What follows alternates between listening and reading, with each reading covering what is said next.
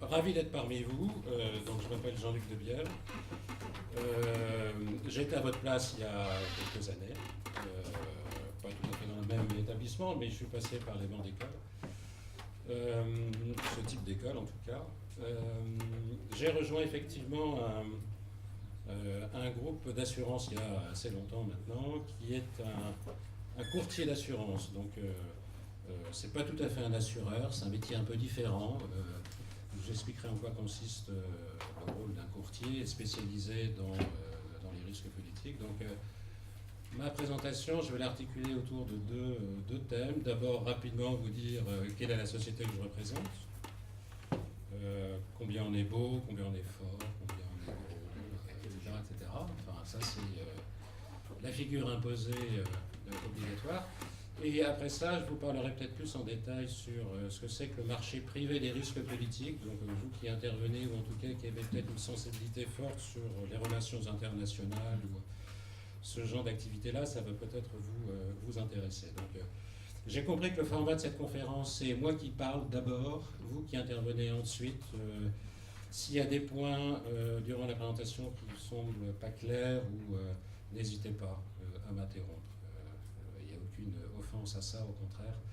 Ça rompt un peu la monotonie, donc ça ne me dérange pas du tout, au contraire. Donc, il était une fois Grâce à Voix. Ça marche. Alors, j'ai cité Grâce à Voix. Vous ne voyez pas le nom Grâce à Voix apparaître sur la présentation.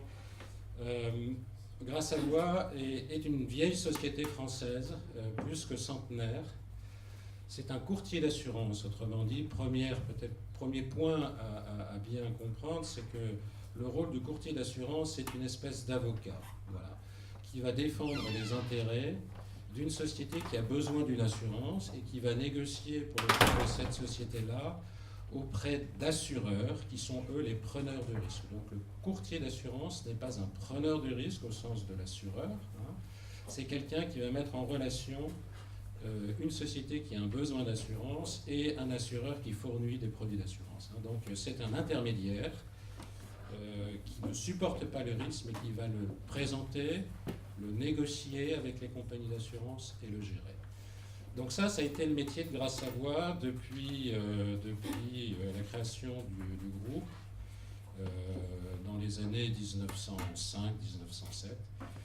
Et jusqu'à l'année dernière, c'est devenu un très gros groupe français. C'est depuis des années le premier groupe de courtage d'assurance en France, hein. C'était un groupe dans la mesure où le siège était en France, mais il y avait 50 pays dans lesquels se trouvaient des filiales 100% Grâce à Voix.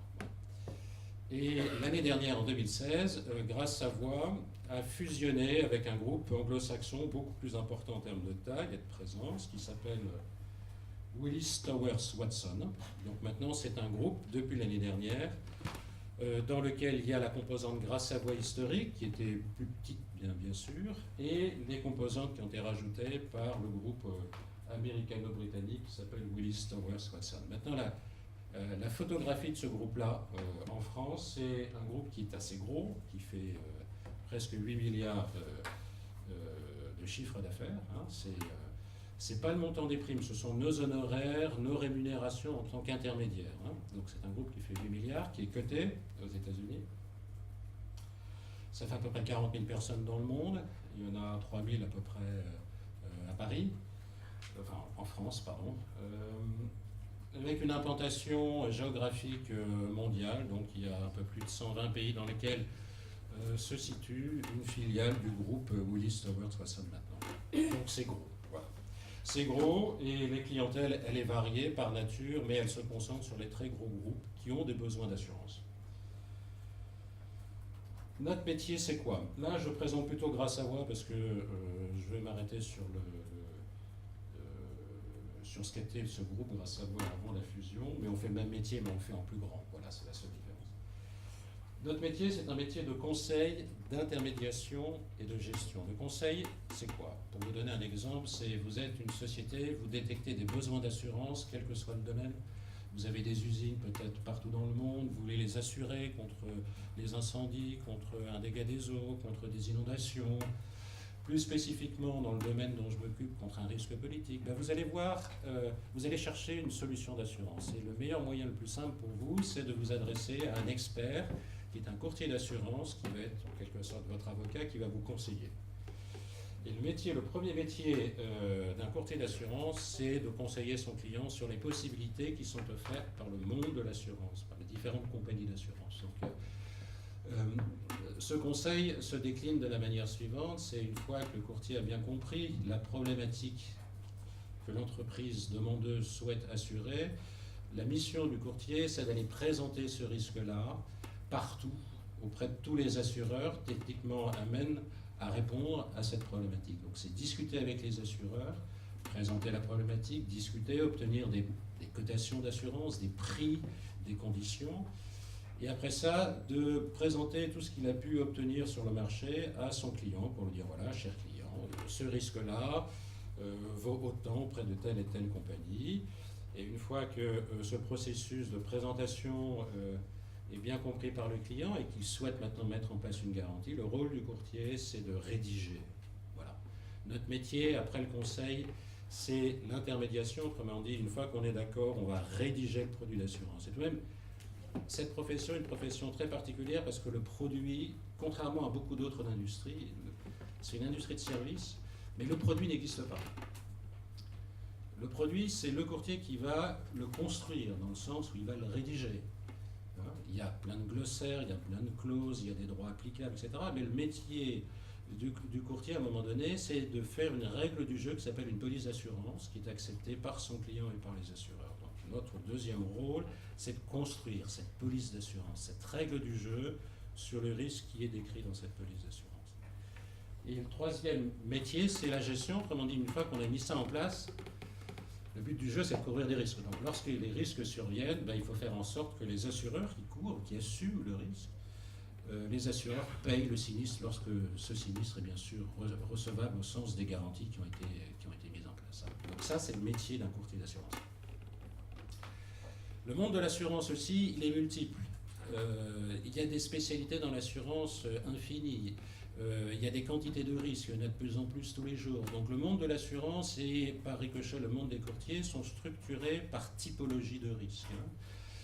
Gras Savoye et plus globalement Willis Towers Watson, on est spécialisé dans tous les risques de construction pour les grands groupes, qui d'autres dans tous les risques de protection sociale, qui d'autres dans les risques politiques. Moi, je m'occupe d'une filière qui traite de la notion de risque politique. Donc je ne suis pas du tout compétent dans les risques de responsabilité civile, dans les risques de dommages suite à un incendie, dans la protection sociale, dans les risques de transport. Tout ça, j'ai qu'un vernis, et ce n'est pas ma spécialité. D'accord ? Et pour en finir rapidement sur la présentation de Gras Savoye, il y a un siège qui est à Paris, dans lequel je suis situé, et puis il y a un réseau en métropole et en Outre-mer, donc il y a un certain nombre de filiales en France, en métropolitaine et dans les dom-toms.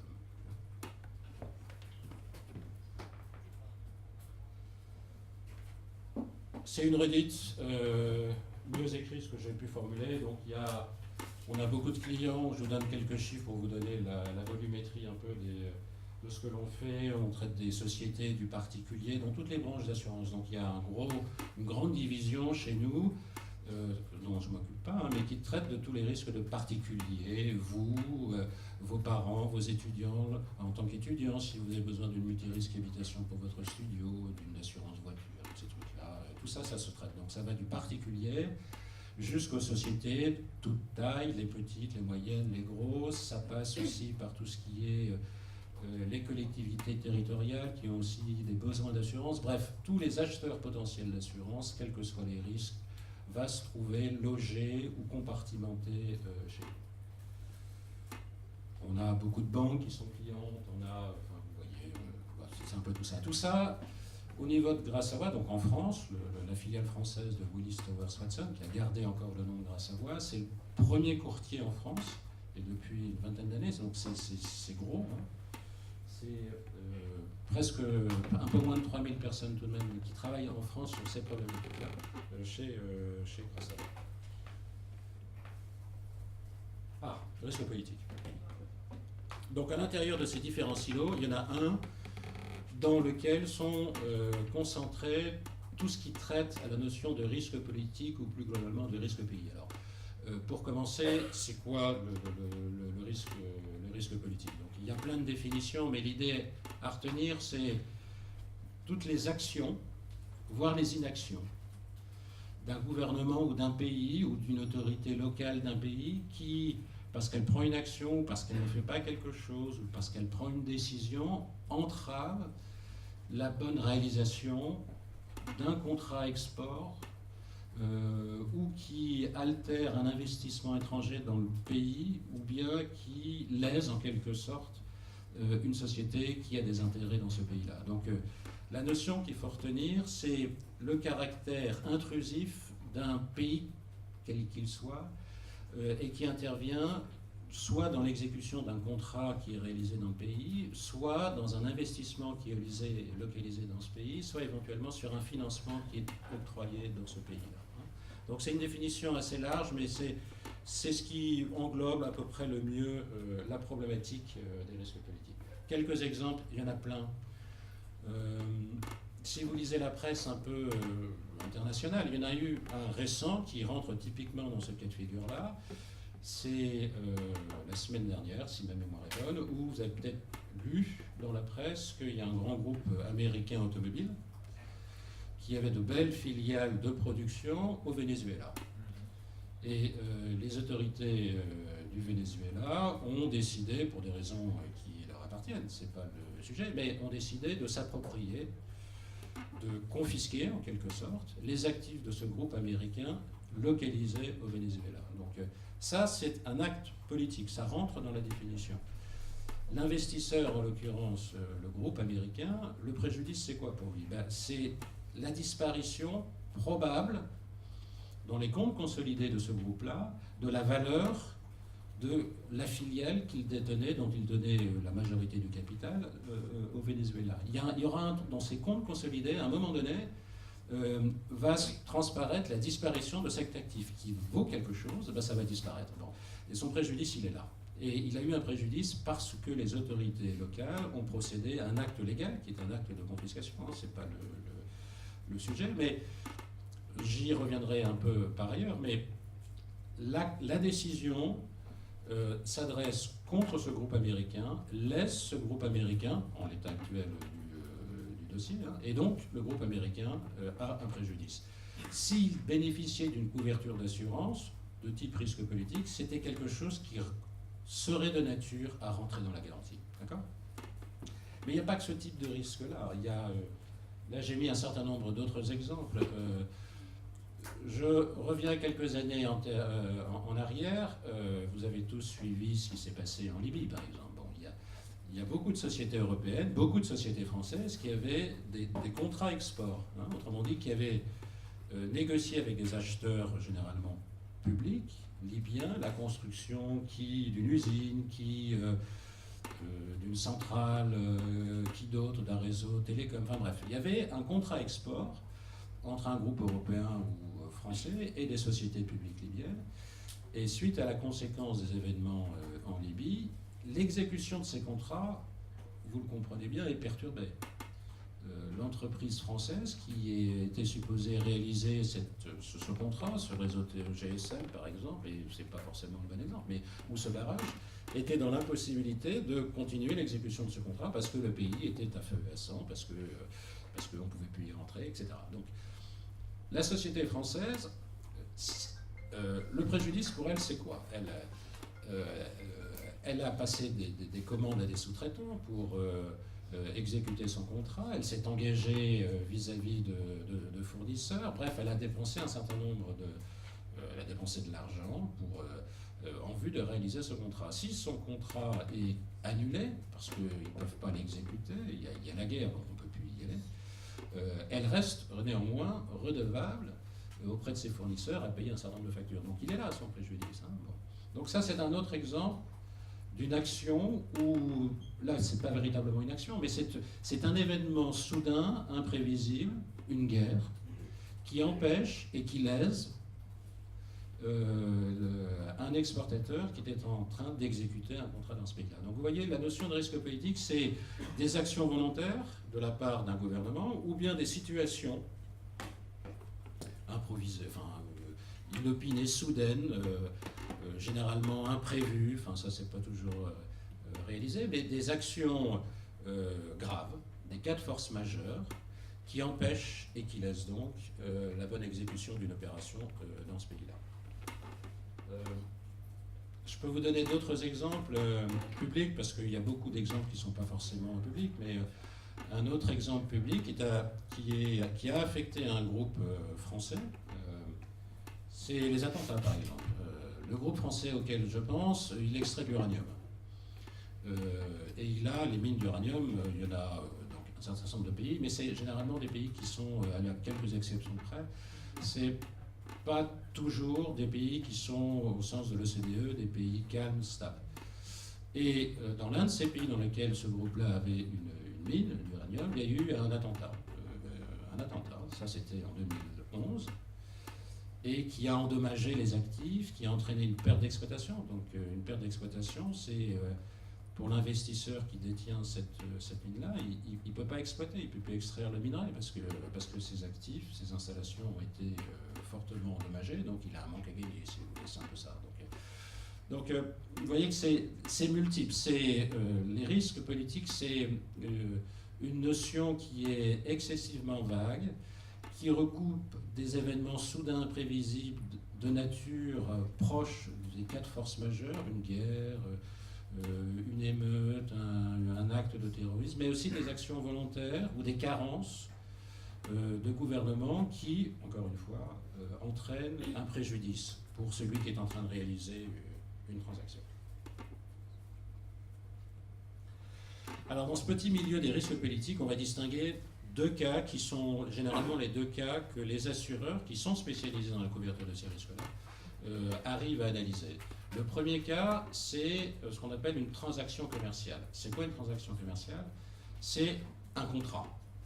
Donc le sous-jacent qui peut être affecté par la survenance d'un risque politique, c'est pas une personne, c'est un contrat. Un contrat entre deux parties. Généralement, on parle de contrat export, entre une société qui va exporter des biens, un produit, qui va réaliser un contrat, et un acheteur local. Et le lien juridique qui lie ces deux parties, c'est un contrat. Alors sur un contrat, peut survenir un certain nombre d'événements qui vont entraver la bonne marche, la bonne réalisation de ce contrat. En termes de nature de contrat, je parlais volontiers de contrat d'exportation, donc dans le sens un exportateur qui va réaliser à l'étranger un contrat, mais ça peut être d'autres formes de contrats commerciaux, ça peut être des contrats d'importation, autrement dit, il y a un acheteur français qui va trouver un fournisseur étranger et le fournisseur va fournir quelque chose à l'acheteur français qui va le payer en échange. Bon. Il y a un lien juridique, il y a un contrat d'importation. On voit bien que ce lien juridique peut être affecté aussi de la même manière qu'un contrat export si jamais il y a une loi, une guerre, etc. On sent bien que ce lien-là peut être de la même nature affecté qu'un contrat à l'exportation. Est-ce que ces notions de risque politique sont propres à certains secteurs d'activité? Non. Un contrat export, un contrat d'importation, tous ces contrats-là, il y en a dans tous les secteurs d'activité. Donc cette problématique des risques politiques s'applique ou se décline quel que soit le secteur d'activité concerné. Si je parle un peu plus de mon expérience à moi, mes clients sont dans le secteur de l'eau, du pétrole, de la défense, des télécoms, etc. Donc c'est multisectoriel. Ça peut affecter tout exportateur ou tout importateur, indépendamment de la nature du secteur. Il y a des secteurs qui sont plus vulnérables. Ça, on peut le pressentir. On peut supposer que vous êtes dans le secteur de la défense, par exemple, vous avez un contrat d'exportation, donc un groupe français va vendre des équipements militaires à un acheteur public dans un pays donné. On sent bien là derrière que la nature du produit qui est plus sensible que si vous vendez du parfum, par exemple, et donc que ce produit-là, de par sa nature, est peut-être plus susceptible à être affecté, entravé par des décisions des autorités du pays qui achètent ces équipements militaires. Donc qu'on sent bien. Typiquement, c'est un autre cas que j'aurais pu évoquer avant. Le cas des CNS entre la France et la Russie, on sent bien que l'objet du contrat, c'était la vente de bateaux, bateaux militaires. Bon. Mais donc le contrat s'est bien déroulé dans le sens où il a été exécuté, mais au moment de livrer, on a constaté qu'il y avait tout de même des préoccupations de nature politique, parce que le produit n'est pas un produit anodin, qui ont entravé la bonne finalisation de ce contrat. Donc le risque politique peut affecter tous les secteurs, mais objectivement, on peut aussi dire qu'il y a des secteurs qui sont peut-être plus vulnérables que d'autres à la survenance de ces risques-là.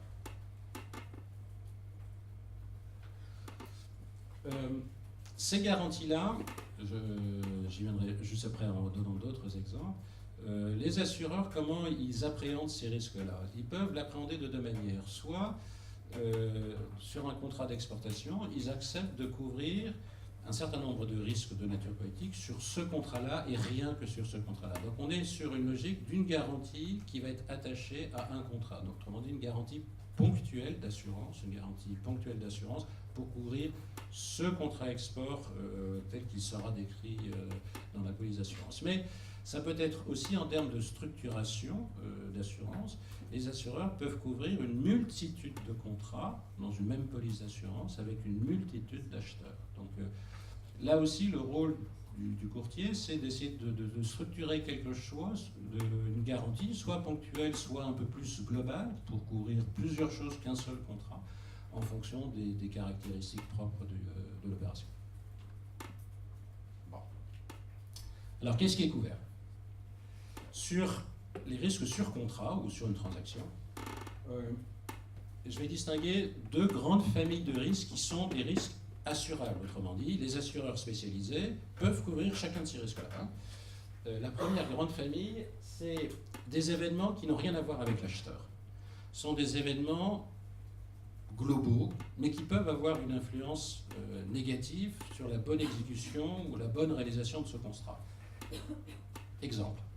Sur un contrat d'exportation, pour exporter, généralement, en fonction du secteur, vous avez besoin d'un certain nombre de licences d'exportation pour pouvoir sortir de France ou d'un autre pays les équipements, et à l'inverse, ou en corollaire, dans le pays d'importation, l'acheteur qui est en charge de cette démarche-là, lui, doit peut-être obtenir des licences d'importation pour importer les équipements en vue de la réalisation du projet. Bon. Quid si jamais la licence n'intervient pas? Autrement dit, l'exportateur et l'acheteur ont signé un contrat, mais ce contrat-là, il y a un événement imprévu qui est déconnecté de la volonté des deux parties, de l'exportateur ou de l'importateur, mais qui empêche la bonne réalisation parce qu'on a besoin d'une licence et puis pas de chance, on ne peut pas avoir cette licence. Le contrat, il ne vaut plus rien. Le contrat, il ne peut pas s'exécuter. Bon. Et dans ce cas de figure-là, on peut aussi imaginer que l'exportateur qui, par malchance, constate qu'il n'a pas ses licences d'exportation, il s'est peut-être engagé vis-à-vis de sous-traitants, de fournisseurs, donc il a peut-être déjà dépensé de l'argent, et son préjudice, c'est ça.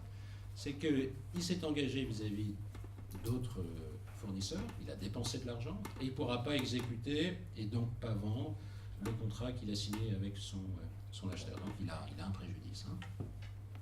Donc la première famille de risques, c'est des choses qui sont déconnectées de la bonne volonté ou la mauvaise volonté des deux parties. Exemple, retrait de licence, bon, si le contrat a besoin de licence d'exportation.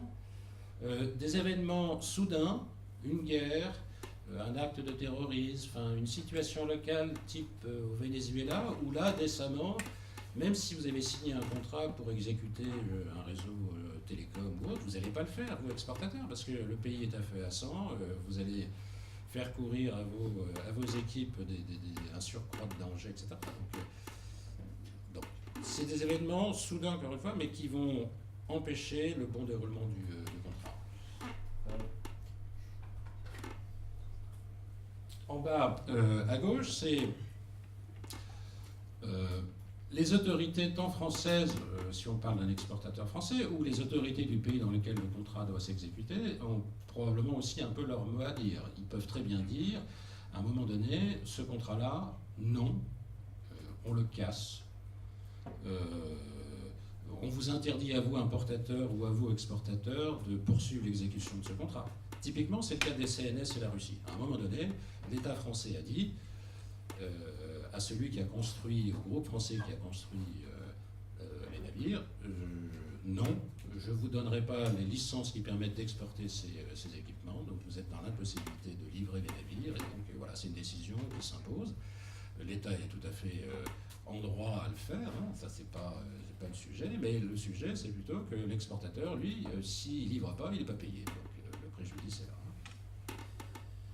Qu'est-ce qui peut arriver aussi, c'est dans ce qui est indépendant de la volonté des deux parties, c'est le contrat s'exécute correctement, il est payé en euros par exemple, et l'acheteur dit à son fournisseur, donc au groupe français, je ne peux plus vous payer parce qu'il n'y a plus de devises, il n'y a plus d'euros dans le pays, ou parce qu'il y a un contrôle d'échange, donc j'ai plus le droit de virer les sommes que je vous dois en euros parce qu'on me l'interdit.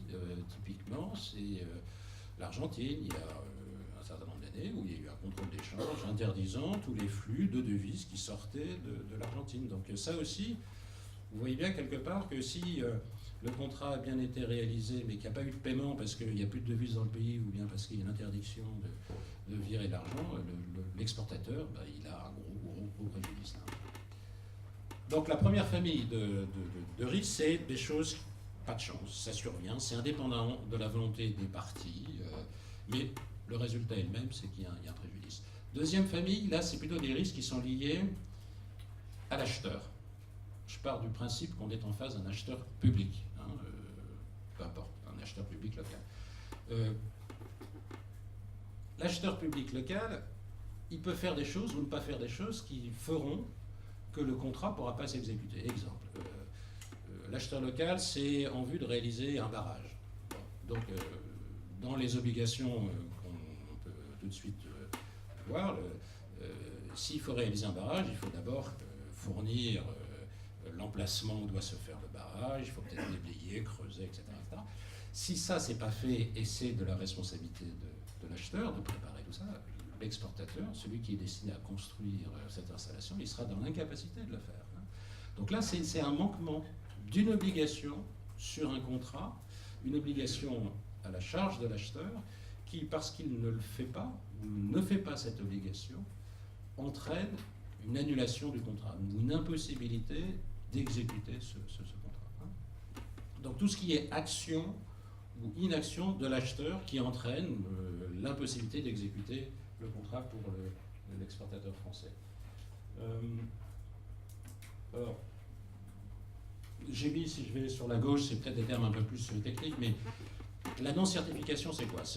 Je reprends mon exemple de la construction d'un barrage dans un pays africain, par exemple. On voit bien que ça va prendre du temps, hein, il faut préparer le terrain, etc. Il faut commencer à construire le barrage. Et puis, on sent bien aussi qu'à un moment donné, il y aura des paiements intermédiaires au fur et à mesure de l'exécution locale, de la construction locale de ce barrage. Donc, plus le barrage va avancer, et au fur et à mesure, à des jalons qui sont déterminés dans le contrat, l'acheteur qui a commandé le barrage est engagé à payer un certain nombre de choses. Mais il va le payer sur la base de ce qu'on appelle des recettes ou des procès-verbaux qui sont des jalons qui disent chacun qu'on a réalisé tant du contrat, et parce qu'on a réalisé tant, que l'exportateur a bien construit telle partie du barrage, il est en droit à être payé de tant. Bon. Donc, à un moment donné, à chaque jalon, l'acheteur doit se prononcer. Il doit dire oui, il doit émettre un procès-verbal de recettes intermédiaires, donc il doit se prononcer en disant oui, la construction avance de manière nominale, et l'acheteur, ok, il a le droit à son paiement. Mais si l'acheteur ne certifie pas ça, si l'acheteur n'émet pas ces documents, ça bloque tout le processus. Hein. Et dans des cas où l'exportateur a parfaitement réalisé ce qu'il était censé réaliser, mais il ne pourra jamais obtenir son paiement parce qu'il y a clause du contrat qui dit que l'acheteur régulièrement doit approuver, signer des documents qui vont déclencher des paiements. Donc il est engagé à certifier des situations intermédiaires qui, elles, déclenchent des paiements. S'il ne le fait pas, et que ça dure longtemps, le contrat va probablement aller vers une annulation, une rupture, et forcément il y aura toujours le préjudice pour l'exportateur. Donc ça c'est la non-certification de documents qui déclenchent des paiements. La rupture unilatérale. Mon acheteur du barrage, à un moment donné, change d'avis. Il se dit, c'est bête, mais on va se quitter, bons amis, mais je ne veux plus de beau barrage. Là, c'est un événement qui peut survenir. Il n'en veut plus, il a changé d'avis. Bon, ok, mais l'exportateur, lui, encore une fois, il a acheté du béton à un tel, il a commencé à affréter des navires, il a mobilisé des ressources, enfin bref, il a dépensé de l'argent, donc il aura toujours un préjudice, mais qui découle d'une situation ou d'un fait propre à l'acheteur, son acheteur public, qui a décidé de changer d'avis après avoir signé un contrat. Il dit j'en veux plus. Ça arrive. Le transfert des devises, ça j'en ai déjà parlé. Ça peut dépendre aussi de la bonne volonté de l'acheteur, donc c'est pour ça qu'il apparaît des deux côtés. Le non-paiement, là, c'est aussi, ça dépend de l'acheteur. Si l'acheteur est engagé à payer, mais s'il ne paie pas, hein, parce qu'il il veut pas, ou il est défaillant au sens financier du terme, donc il est en faillite si vous voulez, ou il n'a plus d'argent, enfin bon, bref, s'il ne paie pas, le contrat est probablement interrompu et il y a toujours le même préjudice pour l'exportateur. Des choses peut-être un peu plus qui vont peut-être évoquer des notions pour vous, mais vers la droite, c'est le non-respect de sentences arbitrales. C'est quoi ça? C'est dans des contrats, dans tous les contrats, export, import, et puis même dans vos contrats, vous que vous êtes amenés à signer, vous allez voir que vers la fin d'un contrat, il y a toujours des dispositions qui disent lorsqu'il y a un différend entre les deux parties, il y a une règle du jeu, il y a un arbitre, il y a un juge, il y a ceci. Bon, on prévoit, lorsqu'on signe des contrats, comment on va, ou dans quel cadre, on va essayer de trouver un accord lorsqu'on constate entre nous, acheteurs-vendeurs, un différend. Donc, dans les contrats à l'exportation, il y a généralement des clauses d'arbitrage, ça vise ce cas de figure-là, où les deux parties disent, en cas de différend, on va porter ce différend-là à une cour d'arbitrage, hein, et on va demander à cette cour d'arbitrage de dire qui a raison, qui a tort. En fait, bon. Mais ce faisant, s'il y a un différend entre un exportateur et un importateur, il y a un différend, on porte le différend suivant les dispositions du contrat commercial, donc la clause d'arbitrage attachée à ce contrat, et que le juge qui est amené à se prononcer dit c'est l'exportateur qui a raison, monsieur l'acheteur, vous ne deviez pas rompre, ou vous devez faire ça, vous ne l'avez pas fait, c'est de votre faute, etc. Bon, okay. Mais, et condamne. Hein, si l'arbitrage émet une sentence contre l'importateur, la question qui se pose après, c'est est-ce que cette sentence va être exécutée? Le terme juridique, est-ce qu'il y aura une exéquature de cette sentence? Autrement dit, l'acheteur qui va se voir condamné, est-ce qu'il va accepter? Est-ce que légalement il est tenu, il peut accepter une condamnation d'une cour qui n'est pas forcément dans son pays? Bon. Donc il y a des problèmes d'exécution d'une sentence. Bon. Ce fait générateur-là, ce risque qui est visé par cette garantie-là, c'est le risque où l'exportateur obtient gain de cause lorsqu'il a un différend. Il obtient gain de cause par l'arbitre qui est stipulé dans son contrat, mais que la sentence ne peut pas être exécutée parce qu'elle n'est pas acceptée par l'acheteur. Et donc, si l'arbitre avait dit je condamne l'importateur ou la société locale à temps, si ce n'est pas respecté, ben, c'est le préjudice de l'exportateur. Ça, c'est quelque chose qui est aussi couvert. Dernier point, peut-être pour ne pas trop vous embêter avec ça, mais la notion d'appel abusif, de caution. Beaucoup de contrats à l'exportation sont assortis de caution. Alors une caution, pour ceux d'entre vous qui ne savent pas, c'est quoi? C'est une espèce de chèque, en fait. Je vais vous prendre un exemple. Moi, je suis constructeur, je reprends mon exemple de barrage. Ne croyez pas que je fais que du barrage, mais c'est assez parlant. Je vends un barrage, j'ai un acheteur local. Je vends un barrage à 100, et puis je vais demander à mon acheteur, pour commencer mon contrat, je vais dire, écoute, moi j'ai plein de frais, il faut que je commande plein de choses à des sous-traitants, donc s'il te plaît, donne-moi une avance.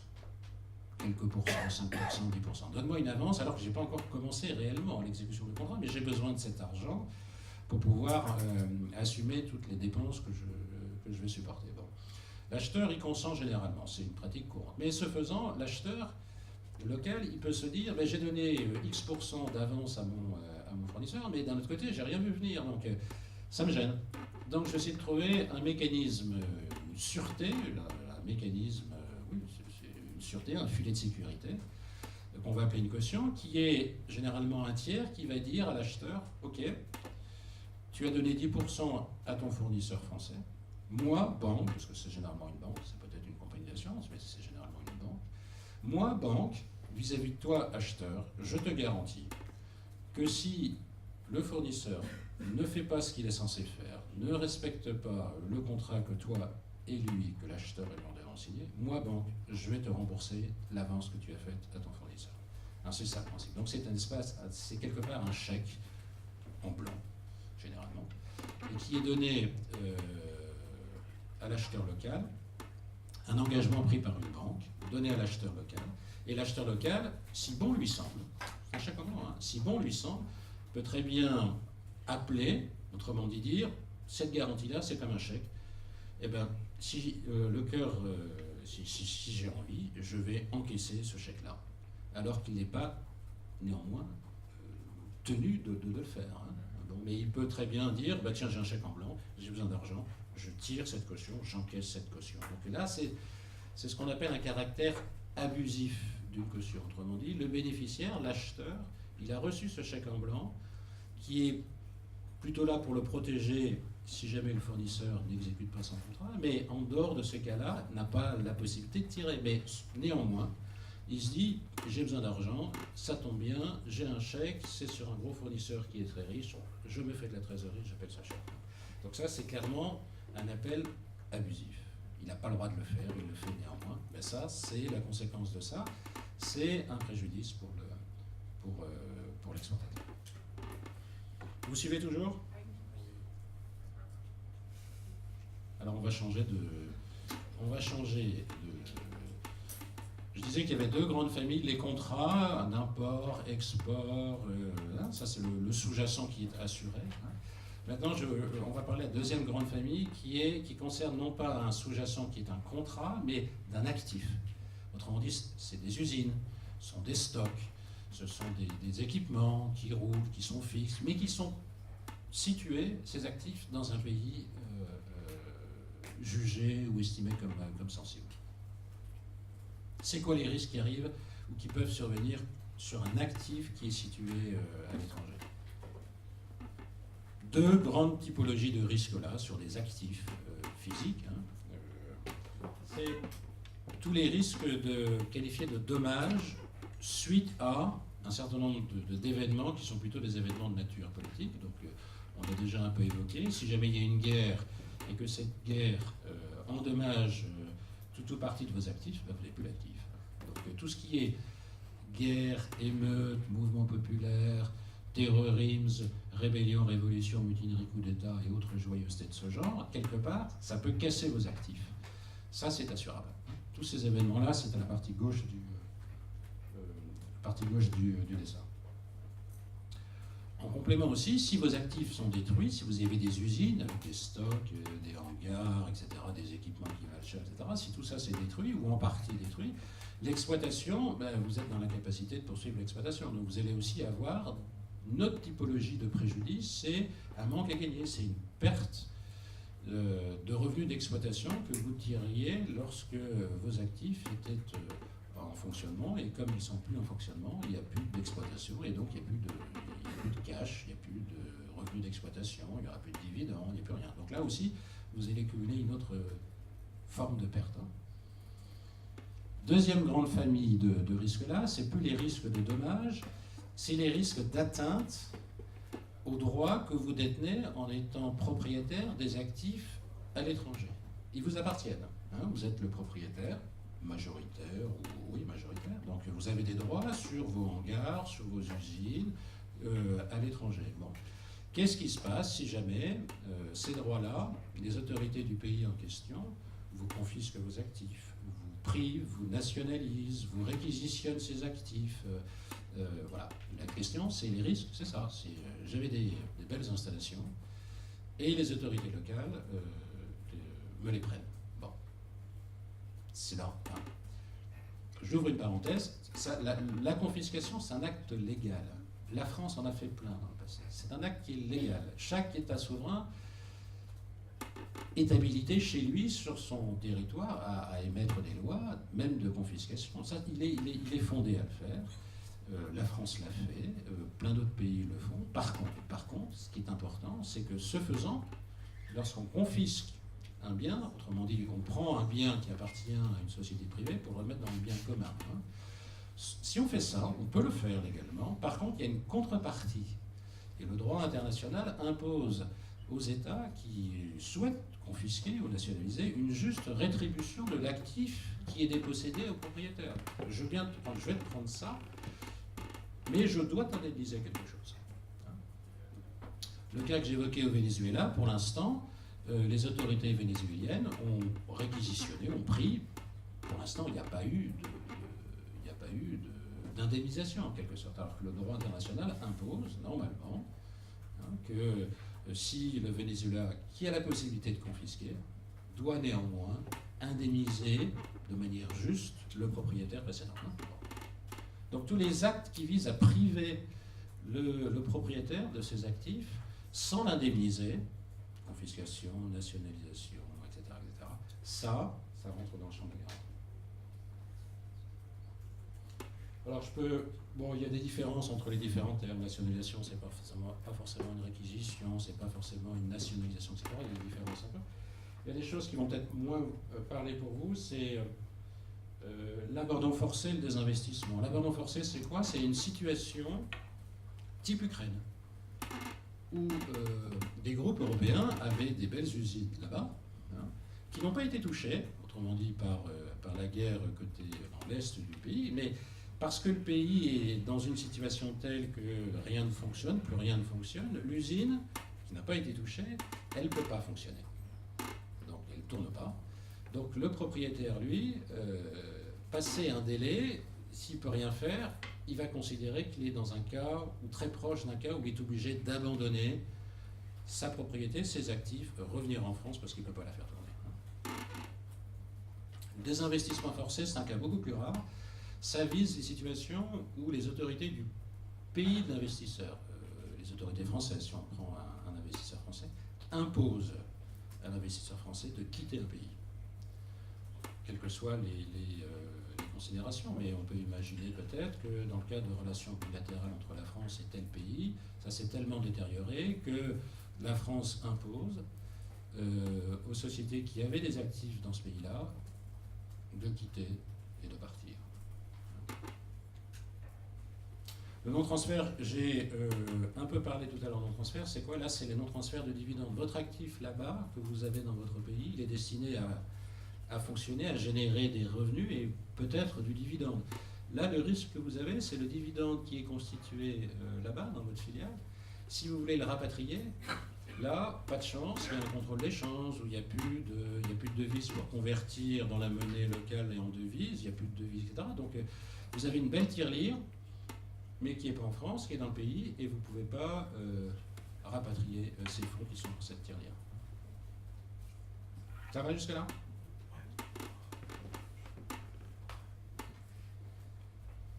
Alors maintenant, j'ai parlé des risques, je vais rapidement vous parler des assureurs. Vous voyez un peu la problématique ou des discussions qu'on peut avoir avec des sociétés qui ont soit un gros contrat export et ils se disent qu'il y a plein de risques, soit un investissement. Bon, j'aurais pu aussi évoquer, mais je ne l'ai pas fait dans une planche, mais il y a aussi, dans les clients intéressés par ces problématiques-là, toutes les banques. Enfin pas toutes les banques, les banques qui participent au financement d'opérations à l'international. Le métier d'un banquier, c'est de prêter de l'argent. Bon, il va prêter de l'argent à des sociétés, il va prêter de l'argent à des gouvernements, et quelque part, c'est très présent dans l'esprit d'un banquier, il va se dire, mais oui, mais si on ne me rembourse pas. Hein, ça, c'est le risque du banquier. Donc le banquier peut très bien dire aussi, j'ai envie de trouver des partenaires qui vont prend une partie du risque que moi, banquier, supporte, qui consiste à ce que mon prêt que j'ai concédé ne me soit pas remboursé. Donc il y a aussi tout le monde de la banque, plus précisément les banques qui interviennent dans les financements internationaux. Ça, c'est des gens intéressés aussi. Alors maintenant, les assureurs. Alors, ce n'est pas des assureurs connus. Il y a très peu dans les noms d'assurance que vous pouvez connaître. En fait, c'est pas trop leur spécialité. Pourquoi c'est pas trop la spécialité? Parce que le monde de l'assurance, les grands noms que vous pouvez connaître, l'assurance, c'est couvrir un aléa. Si cet aléa est imprévisible, par définition, soudain, bon. Et les assureurs adorent la statistique. Donc, là où il y a des risques aléatoires, et il y a beaucoup de statistiques, autrement dit beaucoup de bases de données, ils peuvent modéliser un système de tarification qui est en fait la prime qu'ils vous demandez. Donc, tous les risques de masse qui peuvent se catégoriser, sur lesquels on peut appliquer de la statistique, ça les assureurs adorent. Le risque politique, par définition, c'est pas possible. Parce qu'il y a relativement peu de sinistres, il faut être objectif. Il y a très peu de bases de données disponibles, ou quasiment pas, donc c'est dit très difficilement modulable, ou modélisable, plus exactement. Donc les assureurs ont une certaine aversion. Les grands assureurs ont plutôt une aversion pour ce type de risque-là.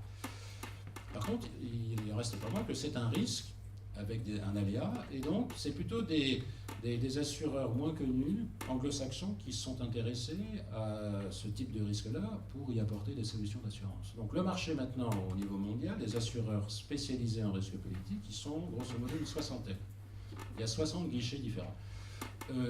Essentiellement, c'est un monde anglo-saxon. Ils sont soit en majorité situés à Londres, quelques-uns aux États-Unis, quelques-uns en Europe continentale, quelques-uns aux Bermudes. Mais la grande majorité, ce qu'il faut retenir, c'est que les assureurs spécialisés sont très anglo-saxons et dans la grande majorité, pas en Europe continentale. Mais ils sont 60, il y a une soixantaine. Alors quelques noms, il y en a peut-être qui vont un peu évoquer des choses pour vous. Zurich doit vous parler un peu, c'est un assureur qui fait plein de choses, mais qui ont des spécialistes en risque politique aussi, mais ils font plein de choses par ailleurs. Liberty Mutual, je ne suis pas sûr que ça évoque des choses pour vous, mais c'est une grande compagnie américaine qui fait plein de choses aussi, mais ils ont aussi des spécialistes en risque politique. AIG, ça doit peut-être un peu plus évoqué pour vous. Maintenant, si je vous parle de différents syndicats des Lloyd's de Londres, là, vous allez être perdu. Si je vous donne votre nom, vous allez être perdu. Donc, gardez en mémoire qu'il y a quelques compagnies qui peuvent faire ça. Mais la grande majorité en nombre, ça reste plutôt des acteurs spécialisés, assureurs spécialisés, pas vraiment connus de nom. Et puis il y a quelques assureurs un peu particuliers qui sont plutôt des institutions internationales. Je peux en citer deux. Alors l'Amiga, c'est quoi l'Amiga? C'est une filiale à 100% de la Banque mondiale. Vous connaissez la Banque mondiale? Elle a un rôle de financement dans des pays dits émergents, et une filiale directe de la Banque mondiale, c'est une compagnie d'assurance qui s'appelle l'Amiga, et dont la vocation est de donner des couvertures sur des investissements, sur des actifs. Ce que j'évoquais tout à l'heure, vous avez un projet de construction d'une usine, vous voulez vous couvrir contre des risques de confiscation, de guerre, de non-transfert, des dividendes, tout ça. Eh bien, il y a un assureur spécialisé qui est une filiale de la Banque mondiale qui peut donner sa garantie. Et le deuxième que je peux mentionner, c'est ICIEC, juste à côté, c'est le pendant de la Banque islamique de développement.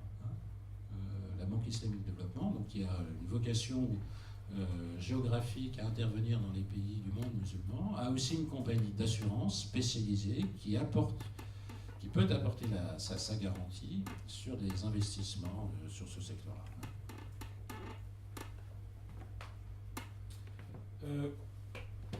J'ai oublié de mentionner aussi une chose peut-être un peu importante, c'est que les assureurs spécialisés en risque politique, c'est une branche d'assurance, une toute petite branche d'assurance. Le monde de l'assurance, ils font plein de choses, c'est gigantesque, ça touche tous les secteurs, etc. Mais les risques politiques, c'est vraiment une toute petite branche, et surtout une branche très récente. Ça a 30-35 ans d'existence. Donc c'est neuf. C'est neuf, ça se développe. Mais le risque politique ne date pas d'il y a 30 ou 35 ans. La couverture du risque politique, jusqu'il y a la création du marché privé, qui est donc tous ces assureurs que j'évoquais, cette soixantaine d'assureurs, avant le marché privé, il y avait des assureurs publics. Autrement dit, c'était chacun des États, plutôt des États de l'OCDE, qui ont créé généralement, au sortir de la guerre, des systèmes de garantie publique pour soutenir les exportations nationales. Donc en France, dans les années 46-47, l'État français a décidé d'adopter chaque année une politique d'assurance crédit dont la mise en œuvre était gérée jusqu'à peu de temps par la COFAS, ça a changé depuis, mais chaque État de l'OCDE souhaitait assurer ou promouvoir ou sécuriser les exportations que chaque pays pouvait faire à l'étranger. Donc les exportations françaises à l'étranger pouvaient bénéficier de la garantie de l'État, gérée à l'époque par la COFAS, et c'était l'État français en fait qui assumait les risques qu'il y ait une guerre et que le contrat export soit annulé ou qu'il y ait une confiscation sur un actif. Donc c'était l'État français. Mais par contre, ça, dans tous les États de l'Union, en tout cas c'est le cas, dans les États de l'OCDE c'est le cas aussi, il y a des systèmes publics de soutien aux exportations ou des soutiens aux investissements qui garantissent toutes ces notions de risque politique. Par contre, tous ces schémas publics disent à peu près tous la même chose, c'est que ce sont maintenant des politiques publiques, mais qui s'arrêtent lorsque le marché privé apporte des réponses satisfaisantes. Donc si un exportateur ou si un investisseur trouve auprès d'assureurs privés, les 60 assureurs que j'évoquais, des solutions acceptables, il n'a aucune raison de bénéficier d'une garantie publique. Ce n'est pas le rôle de l'État. Le rôle de l'État, c'est de se substituer lorsqu'il y a des carences de marché. Il y a une carence de marché, s'il n'y a pas d'assureur spécialisé pour couvrir un risque politique, là, c'est le rôle de l'État. Mais lorsqu'il y a des solutions de marché acceptables, c'est plus le rôle de l'État. Quand je dis l'État, c'est bientôt vous, c'est bénéficier de la sécurité apportée par les uns et les autres, enfin par tous les contribuables français. Donc pourquoi utiliser le bilan de la France là où il y a des solutions acceptables, encore une fois, offertes par des assureurs privés. Donc le rôle de l'État s'arrête là où il y a des solutions acceptables offertes par d'autres assureurs privés. C'est pour ça que le dernier paragraphe, j'évoquais quelques points. Le marché public, c'est les assureurs publics que j'évoquais rapidement, et le marché privé, c'est les 60 assureurs avec lesquels nous, les courtiers qui intervenons dans ce secteur-là, travaillons. Je ne vais peut-être pas tout citer, mais le premier point, un assureur crédit public, il est là pour défendre et promouvoir des exportations françaises dans le cadre d'un certain nombre de critères d'éligibilité, etc. Mais si jamais l'exportateur ne rentre pas dans ces critères d'éligibilité parce que en fait il va acheter les composantes de son projet qu'il va réaliser dans un pays, dans d'autres pays, pas forcément en France, il ne va plus rentrer dans les critères d'éligibilité imposés par un schéma public d'assurance crédit. Donc il y a de plus en plus des schémas qui ne rentrent plus dans les critères d'éligibilité qui permettent à une société française de bénéficier de la garantie de l'État. Il y en a encore beaucoup, mais moins. On peut considérer qu'il y en a moins. En tout cas, les assureurs privés, par rapport aux assureurs publics, ont des modes de fonctionnement différents. Ils ne sont pas régis par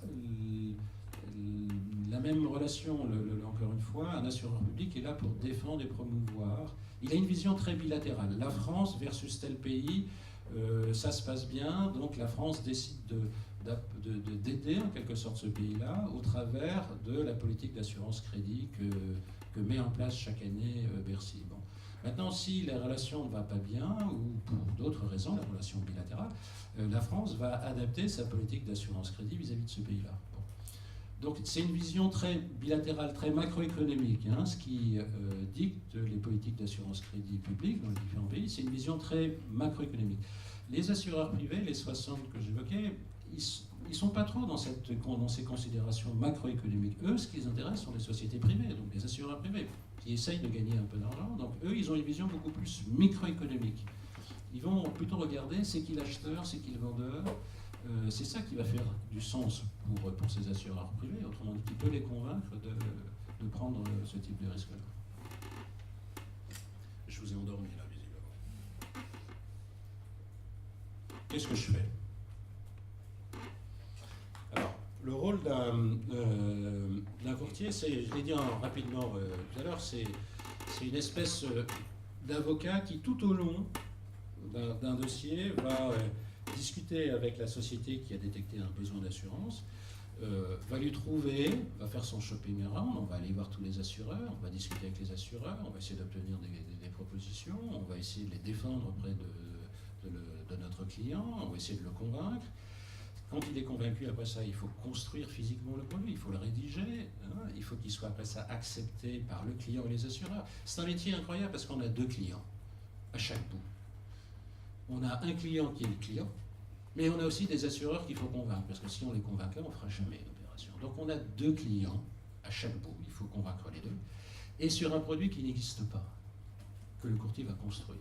Il y a peu de professions où le produit n'existe pas et il faut convaincre 2 intervenants. Nous, on est au milieu. Donc notre rôle, c'est un rôle plutôt de négociateur. Il faut apporter une forte conviction aussi aux assureurs, aux clients, et il faut être clair dans la règle du jeu que le courtier va rédiger. Alors concrètement, si je fais une chronologie sur un dossier, c'est on a un exportateur qui a une problématique, donc il va nous dire voilà, je suis en train j'essaye de vendre des radars ou je ne sais pas quoi dans tel pays, donc voilà un projet de contrat, donc on va regarder un peu son contrat, qu'est-ce qu'il dit, on n'est pas des juristes, mais avec le temps, on a une certaine expérience de lecture de ce type de contrat, donc on peut avoir un œil avec des choses qui nous paraissent importantes au sens de l'assurabilité de son contrat s'il veut l'assurer contre les risques politiques. Donc on va analyser avec lui ses contrats, il va nous envoyer, on va regarder, on va discuter. On va lui dire ça, techniquement, c'est un risque que les assureurs peuvent regarder. C'est l'analyse des risques assurables. Après ça, on va faire beaucoup de simulations financières en lui disant, ben oui, mais alors si ce risque assurable hein, qu'on a détecté, il survient, c'est quoi ta perte? Comment on va calculer ta perte? Alors là, il y a plein de méthodes, etc. Mais on va essayer de quantifier la survenance d'un risque. La conséquence, c'est quoi pour l'exportateur? Après ça, on a bien compris la problématique, on a bien vu les risques. Après ça, on va les discuter avec les assureurs. Alors soit on prend notre téléphone, on envoie des mails ou on prend notre analyse, on va voir tous les assureurs là où ils sont. Et soit on lance des appels d'offres directement aux assureurs en disant voilà le projet, on vous demande aux uns et aux autres de nous envoyer vos meilleures conditions. Bon. Et une fois qu'on a obtenu toutes ces cotations hein, des assureurs à qui on a présenté le dossier, on va les présenter aux clients. On va dire voilà, on a un tel qui cote ça, qui couvre ça, un autre qui couvre ça et qui demande ça, etc. Bref, on va lui dire en toute transparence tout ce qu'on a pu trouver sur le marché. Et avec lui, on va essayer de définir le produit idéal. Il dit moi je veux bien de ça, je veux bien de ça, je veux bien de ça. Bon, et ça c'est l'objectif qu'on peut se fixer avec le client. Et une fois qu'on est d'accord, une fois qu'on a convaincu aussi tout le monde, on va entrer dans la gestion de cette police d'assurance. C'est aussi notre rôle. Donc c'est après avoir placé, quand on dit placé, c'est constater légalement la mise en place de la garantie. Donc on signe quoi. Enfin les assureurs, les différents assureurs, le client ont signé la police d'assurance.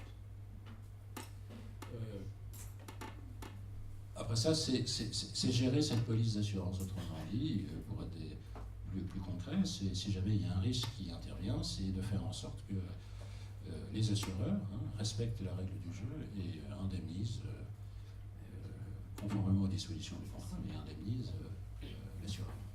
Hein? C'est bon?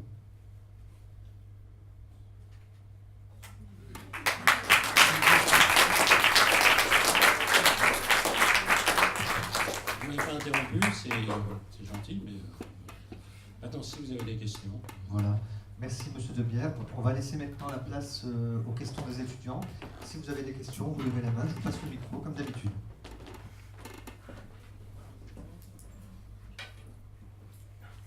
Bonjour. Alors, ma question porte surtout sur l'analyse des risques politiques avant de mettre en place ce projet. Votre rôle étant... vous parliez d'événements soudains et imprévisibles, mais j'imagine que votre rôle, c'est aussi de faire des prévisions de ces... Non. Du tout? Je suis incapable. Parce que vous disiez qu'il n'y avait pas de banque de données, mais du coup, vous cherchez avec des institutions... Ça, c'est plus juste. Directement. Je suis un espèce de VRP.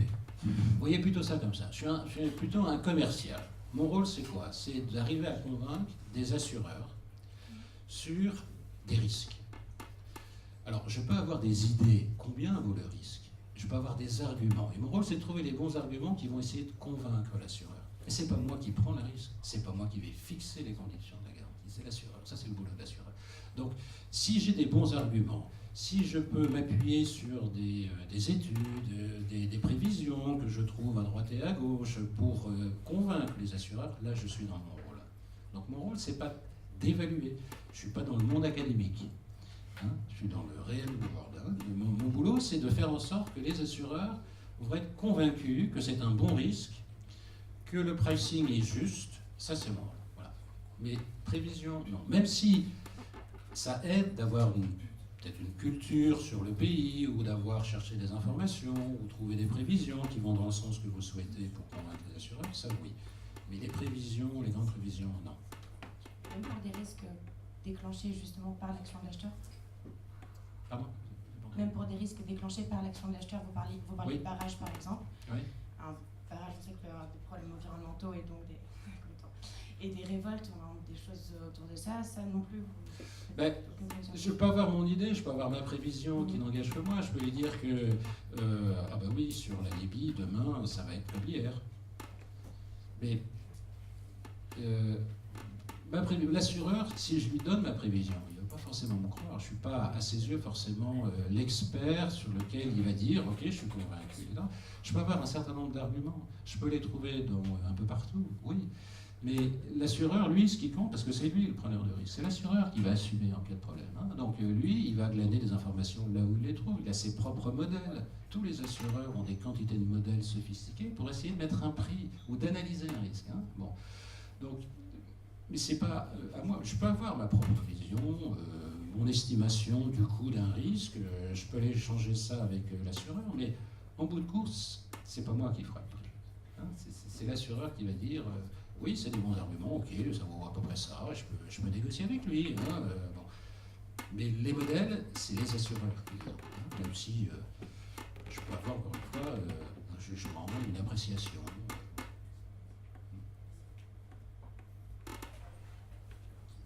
Bonsoir. Pour le cas de l'entreprise américaine au Venezuela, la confiscation de sa filiale, et dans le cas où elle aurait souscrit une assurance concernant les risques politiques, comment se passerait le remboursement? Est-ce que c'est le manque à gagner sur l'année, ou le manque à gagner sur les années qui, par exemple, elle a été déjà implantée là-bas, on va dire depuis 5 ans, et sur les 5 ans, ce qu'elle a gagné, donc techniquement, s'il n'y avait pas eu ce risque, et qu'elle était restée là-bas, comment ils vont la rembourser si c'est sur ces années-là, ou c'est seulement par rapport aux actifs qu'ils avaient sur place? C'est une bonne question, c'est une très bonne question. L'assurance, un des principes de l'assurance, c'est pas gagner de l'argent. Ça, c'est interdit. Autrement dit, c'est de replacer l'assuré qui a subi un risque dans une situation postérieure à la survenance du risque. Alors, en matière de confiscation, le préjudice pour un investisseur qui a une filiale qui est confisquée, dans l'exemple au Venezuela, il va avoir une disparition d'une substance qui valait quelque chose dans les comptes consolidés. Qu'est-ce qui va transparaître dans les comptes consolidés? C'est l'argent qu'il a mis dans sa filiale. L'argent qu'il a mis dans la filiale, c'est quoi? C'est le capital social. Hein, c'est éventuellement le stock des réserves, si jamais la filiale, depuis un certain nombre d'années, faisait des bénéfices, et que ces bénéfices n'aient pas été redistribués, donc sont restés localement, donc il y a un stock de réserves. Hein. Bon, ça, il va le constater. Troisième chose qu'il peut constater, c'est est-ce que la maison mère a garanti sa filiale auprès de banquiers locaux, par exemple, La filiale locale a sollicité des prêts, les banquiers locaux ont dit d'accord, on veut bien te prêter, mais on n'a pas confiance en toi, on a plus confiance dans ta maison mère. Donc on veut que la maison mère apporte sa garantie. Bon, maintenant si la filiale est confisquée, elle ne peut plus rembourser. Donc c'est la maison mère qui a donné une garantie qui va être appelée en garantie. Donc dans le préjudice que peut subir un investisseur s'il est confisqué, il y a le capital social, il y a les réserves, il y a tous les engagements, les garanties, les engagements que la maison mère a pu donner à des tiers, des banquiers généralement. Bon. Il y a le bénéfice escompté dans l'année, il avait prévu un truc, ben, il ne va pas arriver ce bénéfice parce que ça a été confisqué. Bon. Et puis après ça, dans les groupes, dans les filiales, les maisons mères, il y a plein de choses qu'on appelle les intercos, c'est que je te prête un peu, je te dois ça. Et bon, bref. S'il y a un solde négatif, le solde négatif c'est quoi? C'est que la filiale devait un peu plus d'argent à sa maison mère. Comme elle a disparu, la maison mère attendait quelque chose qu'elle ne recevra jamais. Donc, s'il y a un solde qui est en faveur de la filiale et donc en défaveur de la maison mère, donc avec un préjudice, ça va apparaître aussi dans les comptes consolidés. Donc, la question que vous posez qui est pertinente, c'est qu'est-ce qu'on indemnise, qu'est-ce que les assureurs indemnisent, c'est ce qui va disparaître du bilan consolidé. Et ce qui disparaît, c'est principalement, c'est le capital, les réserves, les engagements donnés qui ont été c'est les prêts qu'a pu faire, les prêts maison mère accordés à la filiale directement. Il y a beaucoup de maisons mères qui, pour aider les filiales, leur consentent des prêts. Bon, mais si la filiale est confisquée, elle ne remboursera pas. Hein. Donc, c'est ce genre de choses-là. Bonsoir, Sylvain Lassiri, ancien élève de l'IVERI et actuellement souscripteur dans un groupe de réassurance. Bienvenue. Merci. Alors, du coup, je vais noircir un peu le tableau. Oui. Puisque vous évoquez donc tous les risques politiques par rapport à différentes lignes de business, l'incendie, le cargo, etc. Je suis souscripteur de risque sur une zone compliquée qui est le Moyen-Orient et l'Afrique. Et tous vos risques sont exclus des traités de réassurance. Alors je ne vous demande pas de vous dévoiler toutes les cartes d'un point de vue commercial, mais je voulais savoir comment est-ce que vous trouvez un équilibre commercial avec vos interlocuteurs, sachant que ça fait maintenant 4-5 ans qu'il y a eu même plus 6 ans qu'il y a eu les printemps arabes et tous les phénomènes, que ces risques sont exclus. Ils savent pertinemment que ces risques sont exclus des traités de réassurance, c'est-à-dire qu'une assurance va devoir payer de sa trésorerie, de sa poche, tous les risques politiques. Nous, réassureurs, on ne va jamais prendre en charge cela. Comment est-ce que vous arrivez à convaincre une boîte d'assurance qu'elle doit payer de sa poche? Alors, si je reformule la question, c'est dans vos activités, dans votre branche, dans les solutions d'assurance sur lesquelles vous intervenez, il y a un certain nombre de risques qui sont exclus, donc qui vous exonèrent de votre obligation d'indemniser. Oui, oui. Il y a, je comprends bien que tout ce qui est les risques depuis longtemps, hein, dans votre branche ou dans d'autres branches, les risques de guerre, les risques de guerre étrangère, guerre civile, terrorisme, généralement, ces événements-là sont exclus. Mais il y a des assureurs qui sont spécialisés là-dedans et qui peuvent racheter ce que vous excluez en quelque sorte. Si un client, un assureur prend un certain nombre de garanties dans lesquelles il y a ces trous d'exclusion, mais qui veut néanmoins se protéger parce qu'il veut les offrir à ses clients, il y a des assureurs spécialisés qui se sont spécialisés dans des risques très particuliers, guerre, confiscation ou ce genre de choses. Alors pour les convaincre... Je pense que j'ai mal précisé ma oui, question. Et je suis réassureur, j'achète les risques de l'assurance, oui. Concrètement. La tendance du marché veut qu'on ne cède pas les risques politiques. Oui, concrètement c'est ça. C'est que le réassureur n'est plus, depuis quelques années, en mesure d'acheter des risques politiques car ils sont trop dangereux. Donc, concrètement, alors, comment une boîte de... des assureurs comment ils acceptent d'indemniser de leur poche? Ok, pardon, j'ai mal compris, mais moi je peux vous donner des chiffres très précis. Le chiffre que je peux vous donner, c'est l'évolution sur une période assez longue de ce qu'on appelle la capacité disponible. Alors pour vous, ça va peut-être évoquer quelque chose, mais la capacité disponible sur tous les risques que j'évoquais, tous les risques de guerre, les risques de confiscation, etc. C'est quoi? C'est d'essayer régulièrement, on fait plusieurs fois par an, c'est de discuter avec tous les assureurs spécialisés là-dedans, en leur disant à chacun, un risque de guerre, ton plein de garantie. Autrement dit, pour une opération d'assurance, tu es prêt à prendre un engagement à quelle hauteur? Quelle est ta limite maximale que tu peux mettre sur un projet d'assurance pour couvrir ce type de risque-là? Donc on demande à l'ensemble des 60 assureurs quel est, sur ces risques politiques, quel est leur appétit maximal. Bon. Et depuis 15 ans, on fait cet exercice-là. Ça fait 15 ans, on a des capacités mondiales. Donc quand on approche tous ces assureurs spécialisés, avec la même question, on leur dit « ton appétit c'est quoi? Il augmente ou il diminue ?» Ben, bizarrement, ça fait 15 ans qu'il augmente.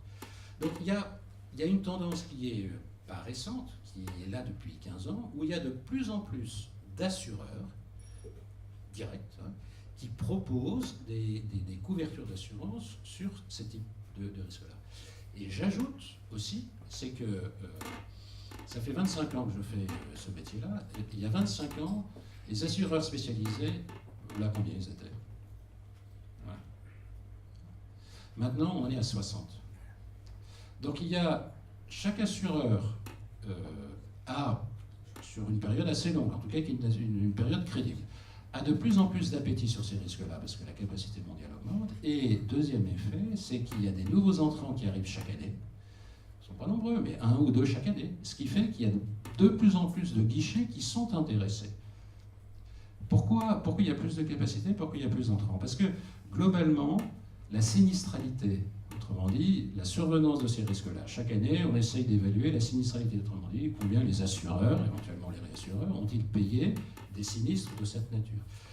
La sinistralité de cette branche d'assurance reste, par comparaison aux autres branches d'assurance, elle reste à des niveaux qui sont très éloignés de la sinistralité des autres branches d'assurance. Donc, il y a du capital un peu partout, les assureurs cherchent de nouveaux domaines, ils voient une petite niche qui s'appelle les risques politiques, avec des ratios de sinistralité qui sont très, très satisfaisants. Eh ben, ils s'intéressent et ils proposent de la capacité. Donc, moi, j'ai une vision qui est plutôt c'est plutôt un constat où ça intéresse de plus en plus d'assureurs. Et pour ceux qui sont déjà là, chaque année, ils souhaitent en faire plus. Ça, c'est plutôt la réalité de la vision que j'ai. C'est pas une raréfaction de l'offre, c'est pas une raréfaction de la capacité, c'est pas une diminution des assureurs dans leur nombre, c'est le contraire. Alors, je ne sais pas si j'ai répondu à votre question. Oui, j'ai une seconde question. Oui. J'arrête de monopoliser la parole. On va dire que depuis quelques temps, il y a, on va dire, une banalisation des populismes partout dans le monde. Narendra Modi en Inde, Shinzo Abe au Japon, et là récemment Donald Trump aux États-Unis. On est dans une phase électorale. Je voulais savoir si de l'autre côté, pour les investisseurs étrangers, l'élection de Mme Le Pen est considérée comme un risque politique. Quand je parlais de risques politiques, vous avez tous compris que c'est des risques cross-border. Je m'explique. Qui impliquent 2 pays. La notion de risque politique, c'est la France versus un autre pays, et le sous-jacent entre les deux, c'est un contrat, c'est un investissement, etc. C'est ça la notion de risque politique. J'entends bien, mais les pétromonarchies investissent en France. Est-ce qu'ils considèrent que l'arrivée de Mme Le Pen peut être un frein aux investissements en France, pas forcément pour un club de foot, mais pour des hôtels et d'autres infrastructures, etc. Là, j'aurais un avis personnel, pas forcément le lieu de l'évoquer ici, c'est pas. Mais pour des sociétés françaises, pour reprendre votre exemple sur des investisseurs étrangers qui se disent tiens, est-ce que je vais investir en France parce que si c'est tel ou tel candidat qui intervient, est-ce que dans quelle mesure ça peut être influencé? Honnêtement, j'ai pas jusqu'à ce jour des demandes en ce sens. J'ai pas de clients avec lesquels j'ai ce genre de discussion, des clients, donc des investisseurs étrangers qui se disent je veux bien investir en France, mais j'ai des craintes que mon investissement soit confisqué, ou voilà. Bon. J'ai pas ce genre de demande-là. Et je pense que j'en aurai jamais. Parce que ce genre de demande-là, si elles existent, si ces investisseurs étrangers ont ce genre de préoccupations, ils essaieraient peut-être plutôt et plus volontiers de trouver leur assureur public local, ou etc., pour leur trouver une solution d'assurance. Par contre, pour aller un peu dans le sens de votre question, et pas forcément de me concentrer ou de rester sur le cas français, j'élargirais ça volontiers au cas américain. Et là, je suis tout à fait d'accord. Et là, pour le coup, j'ai des interrogations, j'ai des questions, j'ai plein de discussions, parce que dans la notion de risque politique, on sent bien que ce que peut faire ou ne pas faire, dire ou ne pas dire, tweeter ou pas tweeter, le président des États-Unis peut avoir des conséquences importantes, voire graves. Et on n'a pas de classification, enfin chacun a sa classification des principaux risques pays. Hein. Et pour moi, à titre personnel, le risque politique États-Unis, quelque part, hein, parce que ce qu'il fait ou ce qu'il ne fait pas, ce qu'il dit ou pas, peut entraîner des conséquences importantes, de nature à rentrer dans ce type de garantie-là. Hein. Donc, ça, je le crois volontiers. Et j'ai des sociétés qui me disent, tout compte fait, je vais signer un contrat avec un acheteur public aux États-Unis. Je ne prends pas l'exemple, je vais construire un mur, je suis une société suisse, je vais construire un mur, si jamais, bon, je ne prends pas cet exemple-là, hein, mais je prends un exemple normal, déconnecté de l'actualité. Mais on peut s'interroger sur, c'est un gros contrat par exemple, avec un acheteur public américain, c'est quid si jamais l'État fédéral intervient et casse ce contrat ou interrompt ce contrat, ça oui. Dans la même idée, et dans un secteur un peu plus sensible que le secteur de la défense, il y a tout de même des législations américaines qui empêchent n'importe quelle société de la Terre d'utiliser des composants si ces composants sont qualifiés de sensibles dans des équipements, etc. Donc il y a un côté intrusif qui est de plus en plus présent. Hein. S'il y a d'autres secteurs qui sont touchés par ce côté intrusif des États-Unis, ça peut casser des contrats, ça peut rendre des contrats nuls. Donc ce que décident les États-Unis peuvent avoir des conséquences de nature à déclencher des couvertures si elles ont été souscrites, bien sûr.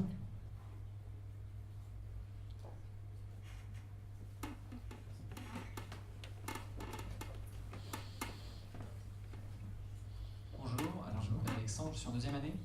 Est-ce que vous avez déjà vu ou même été en face d'une forme de délit d'initié, même malgré l'ensemble de vos valeurs ajoutées, de vos analyses avant d'avoir établi la police? Autrement dit, le délit d'initié, il y a eu un sinistre déjà avéré. Et pourtant, l'acheteur et la personne qui a mis en place le contrat avec vous ont signé. Alors, je vais vous répondre non, forcément. Mais maintenant, les conséquences de ça, c'est quoi? Je reprends votre exemple, il y a un sinistre, je ne le dis pas, et on met en place une garantie, et puis j'essaye de faire jouer au bénéfice de mon client la garantie qui a été souscrite. C'est excessivement dangereux. Parce que, d'abord, ça suppose que l'assureur n'ait pas fait tous ces processus, parce qu'encore une fois, c'est l'assureur qui évalue le risque. Hein. Donc ça veut dire que je lui ai menti, que je lui ai caché, ou que j'ai travesti des documents de nature, ou de manière à cacher quelque chose. Et de toute façon, ça ne fonctionnera pas. Parce que une couverture d'assurance couvre la survenance d'un risque dans ce type de garantie pendant une période de garantie. Par définition, le cas que vous évoquez, c'est un risque qui est déjà survenu avant la période de garantie. Donc, pendant la rédaction, par exemple, l'établissement de telle disposition, j'ai déjà établi l'allocation des budgets, et le sinistre s'est passé 2 jours avant, ça n'a pas été... C'est avant la garantie. Ça n'a pas été vu entre-temps, alors comment ça se déroule? Bon. Qui pourrait... Si tant est, je vois la question, si tant est que c'est arrivé juste avant, en phase de mise en place, etc., le risque survient. Il y a des dispositions dans les polices qui... c'est une règle du jeu entre gens de bonne foi, c'est un peu ça l'esprit. Hein, et il y a des dispositions surtout dans le droit anglais c'est plus présent qu'en France, mais il y a des dispositions qui imposent à l'assuré d'avoir présenté de manière juste, objective, sans cacher la réalité, sous peine de déchéance de la garantie. Donc si le cas que vous évoquiez est découvert par l'assureur, l'assureur va dire tu m'as caché ça parce que donc normalement il y a déchéance de la garantie. Bon, maintenant si c'est moi qui l'ai fait à l'issue du client, à l'insulte du client, là c'est ma responsabilité civile, voilà. Et ma réputation, ma responsabilité civile, etc.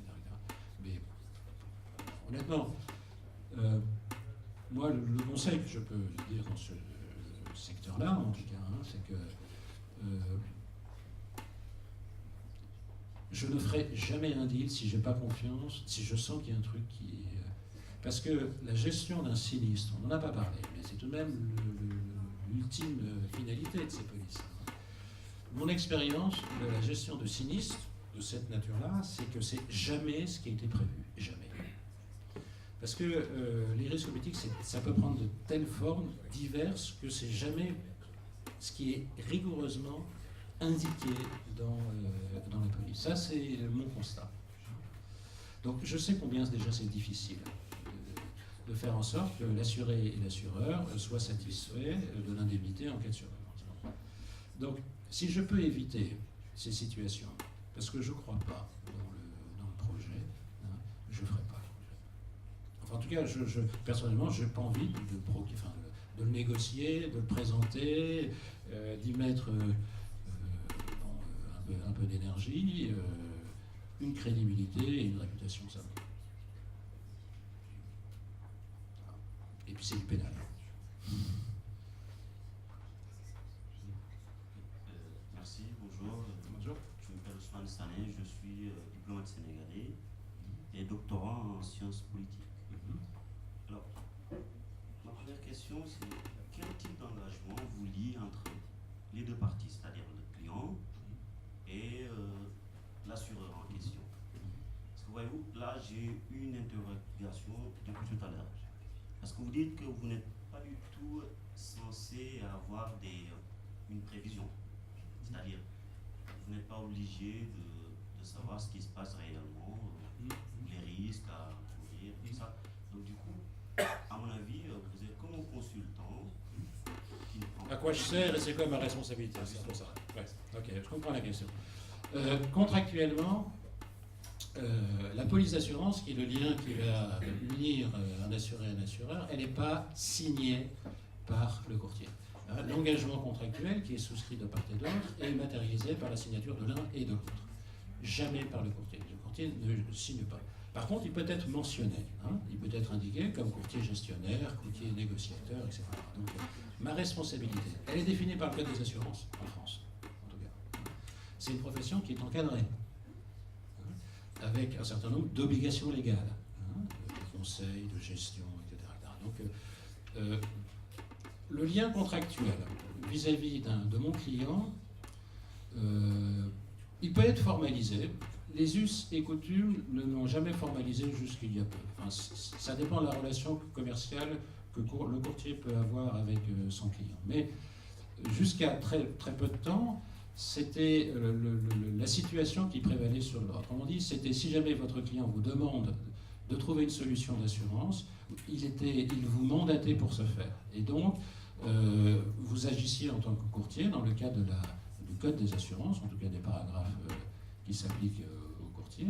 Vous aviez un mandat implicite de rechercher une solution d'assurance pour le compte de votre client. Bon. Maintenant, les grands groupes ont des démarches beaucoup plus sophistiquées, formalisées, contractuelles. Donc, le lien qui va lier le courtier et son client peut être formalisé par des prestations de services. C'est généralement ça qui arrive en ce moment, c'est que les deux parties, courtier et client, se mettent d'accord sur toi, courtier, qu'est-ce que tu vas faire, combien tu vas gagner, qu'est-ce que tu vas faire, comment tu vas le faire, avec qui tu vas le faire, c'est quoi les services que tu vas rapporter, les rapporter, tout ça. Donc tout ça, ça peut être contractualisé maintenant. Donc le lien, il va se faire au travers de ce document, s'il est signé. Il ne se fera pas au travers de la police. Au travers de la police d'assurance qui est mise en place, il peut être mentionné, le courtier, mais il ne va pas signer la police d'assurance. Alors, pour répondre à votre deuxième question, pardon. Alors, je ne sais pas si le mot consultant est approprié, mais on fait un travail, encore une fois, qui est encadré. Il ne s'invente pas, hein, il est défini. Oui, on est une espèce de conseil avec des missions qui sont soit définies par le Code des assurances, soit contractualisées dans le cadre d'une prestation de services négociés. Voilà. Merci. Je vous en prie. Y a-t-il d'autres questions?